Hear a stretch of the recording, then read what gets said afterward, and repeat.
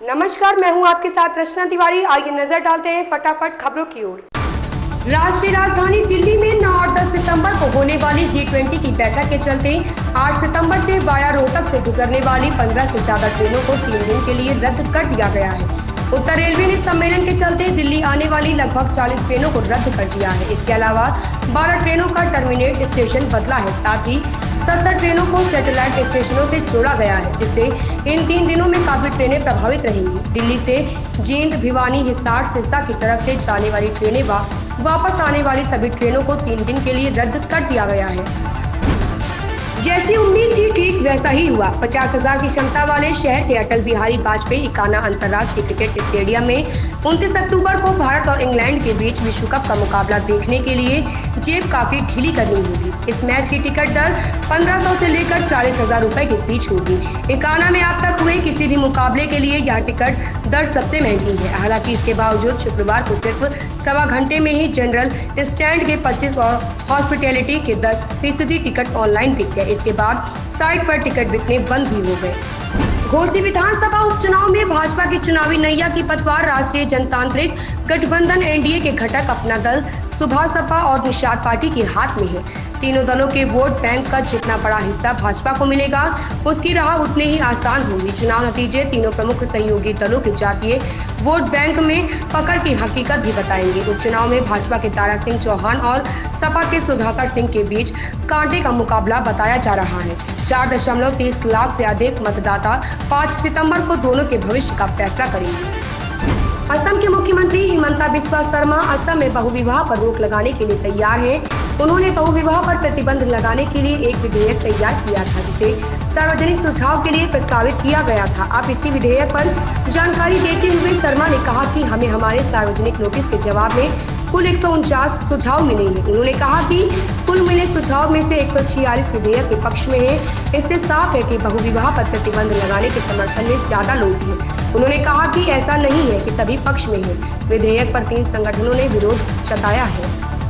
मुख्यमंत्री योगी आदित्यनाथ शुक्रवार की शाम गोरखनाथ मंदिर पहुंच गए। शनिवार को वहां गोरखनाथ मंदिर स्पोर्ट्स कॉलेज 4 लेन का लोकार्पण करने के साथ ही 195 परियोजनाओं की सौगात देंगे। महंत दिग्विजयनाथ स्मृति पार्क में दोपहर 3 बजे से होने वाले कार्यक्रम में सीएम योगी 628.59 करोड़ रुपए के विकास कार्यों का शिलान्यास और उद्घाटन करेंगे। सभी परियोजनाएं पीडब्ल्यूडी और जल निगम से जुड़ी हैं। इस दौरान सीएम जनसभा को भी संबोधित करेंगे। प्रशासन की ओर से इसकी तैयारियां शुरू कर दी गई है। मुख्यमंत्री पुष्कर सिंह धामी ने मसूरी में उत्तराखंड आंदोलन की 29वीं वर्षगांठ पर आयोजित श्रद्धांजलि कार्यक्रम में भाग लिया। शहीदों को नमन करते हुए उन्होंने कहा कि शहीदों के सपनों का उत्तराखंड बनाने की दिशा में ही काम करना हमारा दायित्व है।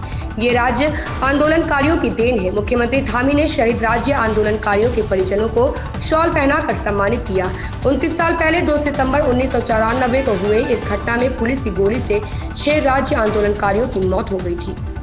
बागेश्वर धाम के पंडित धीरेन्द्र शास्त्री का सीकर में 2 सितंबर यानी आज 1 दिवसीय दिव्य दरबार लगेगा।